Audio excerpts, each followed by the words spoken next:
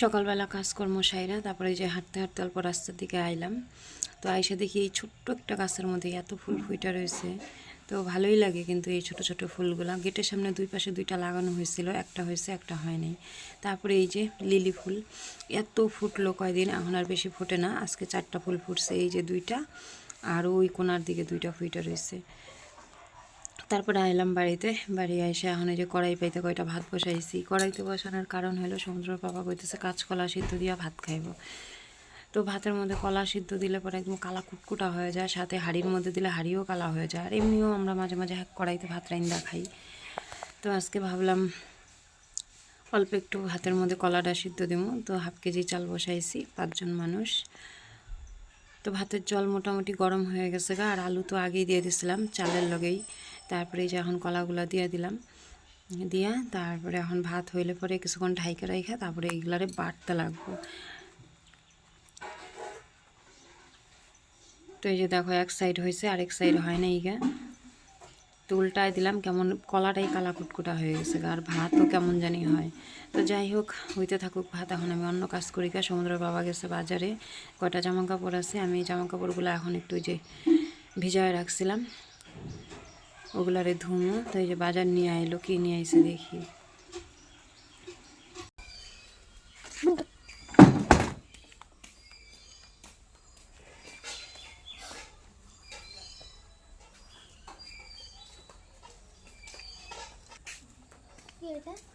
মাংকো মাংকো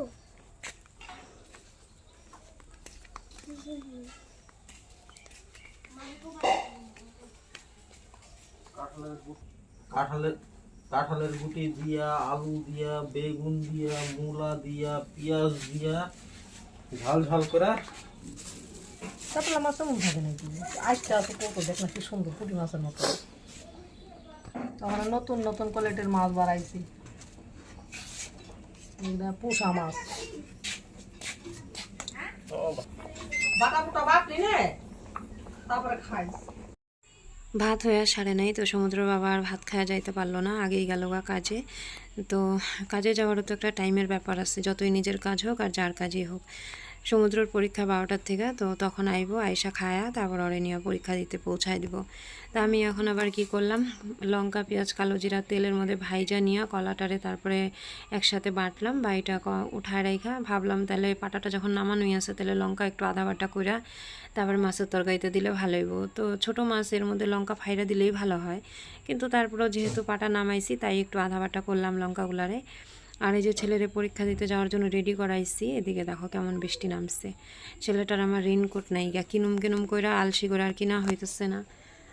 তো বৃষ্টি তো নামছে, এখন কিভাবে যে যাইবো সেইটাই চিন্তা করতেছি। তো যাই হোক, ছাতা নিয়ে তারপর ওর বাবা গেল পৌঁছায় দিতে। আয়সা খাইলো, খায়া তারপর গেল। তো আমি এই যে এখন ভাত নিয়ে বইছি, এই যে কলা বাটা, আলু মাখা আর হলো একটু আচার নিচ্ছি সাথে। আমার কাছে কেন জানি কলা বাটা ওটা ভাল লাগে না খাইতে, আর ভাতের মধ্যে কলা সিদ্ধ দিতে ভাল লাগে না, কিন্তু তারপরে ওই যে একজনের ইচ্ছা পূরণ করতে যায় আর কি, দিতে লাগে। তো যাই হোক, খাওয়া দাওয়া শেষ করে এখন দুপুরে রান্নার প্রস্তুতি নিয়েছি। আলু বেগুন মূলা দিয়া যে মাছ রান্না করো, মাছগুলো হলুদ লবণ মাখায় নিয়েছি। তো এর মধ্যেই আবার আইসে সমুদ্রের পিসির হলো শ্বশুর। তো চা বানাইছিলাম, আর আমার তো এমনি দুপুরবেলা রান্না করার সময় চা খাওয়ার অভ্যাস আছে। তো তারপর আজকে আবার একজন অতিথি আইসে, তো চা বানায়া খায়া নিলাম। তারপরে যে রান্না করতে করতে ছেলেও এসে পড়ছে। এখন তো পরীক্ষা, এখন তো আর টিফিন দেওয়ার কোনো সিস্টেমই নেই। তো যখন এমনি স্কুলে যায়, স্কুলে যাওয়ার সময় খাবার নিয়ে যাবো দোকান থেকে, আবার স্কুল থেকে আসার সময় খাবার কিনবো। মানে এত একটা বাচ্চাকে খারাপ অভ্যাস, দোকানের খাবার না খাইলে মনে হয় পেটই ভরে না, বাড়ির থেকে যতই টিফিন দিয়ে দিই। আর স্কুল থেকে কিন্তু নিষেধ আছে বাইরের খাবার দেওয়া টিফিনে, সেজন্য বাড়িতে তৈরি করে দিই, তারপরেও ওই যে বাইরের খাবার খাইবো। এটা হলো একটা অভ্যাস। তো যাই হোক, কড়াইতে তেল দিয়ে দিলাম, তেল গরম হয়ে গেছে, এখন এই যে মাছগুলো দিলাম। ছোট মাছ এমনি কিন্তু খাইতে স্বাদই লাগে, কিন্তু আমি কাটারে প্রচুর ভয় পাই, আর এই কাটার ভয়ে আমি কোনো মাছই কিন্তু খাইতে পারি না ভালো মতো। বড় মাছও খাইতে পারি না, ছোট মাছও খাইতে পারি না, আর বড় মাছ 2-1 পিস খাইলেও অনেক ভয়ে ভয়ে খাই। তো এই মাছগুলো একদম মোচমোচা করে ভাইজা গরম ভাতের সাথে এমনি খাইলে ঠিক আছে, কিন্তু ঝোলের মধ্যে দিলে আবার একটু নরম হয়ে যায়, তখন কাঁটাগুলো বেশি লাগে মুখের মধ্যে, মনে হয় গিলতে যায়, যদি গলার মধ্যে আটকায় তাহলে তো মাছ খাওয়ার স্বাদ একবারে বাইরে হয়ে যাব। তো যাই হোক, নিজে খাই আর না খাই রান্না তো করতেই লাগবো, কর্তার যেহেতু পছন্দ। মাছ ভাজা হইলে তারপরে মাছগুলা নামায় রাইখা এর মধ্যে আগে পটলগুলা ভাইজা নেবো, তারপরে একবারে তরকারি রান্না করুম। তাহলে আর কড়াই ধোয়াধুয়ির কোনো সমস্যা থাকবো না। তো এই যে দেখো মাছগুলো কিন্তু আমি দুইবারে ভাজছিলাম, দুইবারে ভাইজা তারপরে কড়াইয়ের মধ্যে আর কি একসাথে সব মিশায় দিয়া কিছুক্ষণ রাখছিলাম নিভা আর কি আছে, তাহলে একটু বেশ মচমচে থাকবো। তারপরে এই যে নামায় নিয়ে এখন দিয়ে দিলাম পটলগুলো। আর পটলগুলো বেশ ছোট সাইজের ছিল, তো এগুলার এই জন্য ভালো মতন খোসাগুলো ছাড়াই নিয়ে তারপরে এই যে এরকমভাবে ভাজতেছি, রান্না করছি। আর এই যে এরকম আমার ঘাড়ের উপর দাঁড়িয়ে আসছে। প্রচুর গরম, বৃষ্টি হচ্ছে মাঝে মাঝে, আবার রোদ উঠছে, ভীষণ গরমও লাগছে। এই যে রান্না করছি। এত গরম কেন?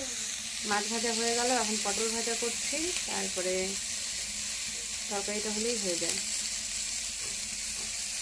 আর বেশি কিছু করবো না। সকালবেলা ভাতের মধ্যে কলা সিদ্ধ দেওয়া হয়েছিল, কাঁচকলা, তো ওটা বাটা করেছি লঙ্কা পেঁয়াজ কালো জিরে দিয়ে।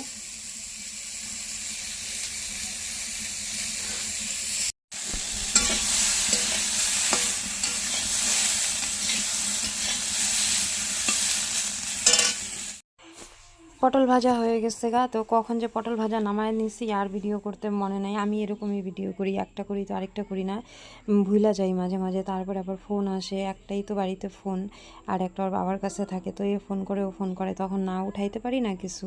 তো ফোন আসলে ফোন ধরলে পরে তখন আর ভিডিও করার কথা মনে থাকে না।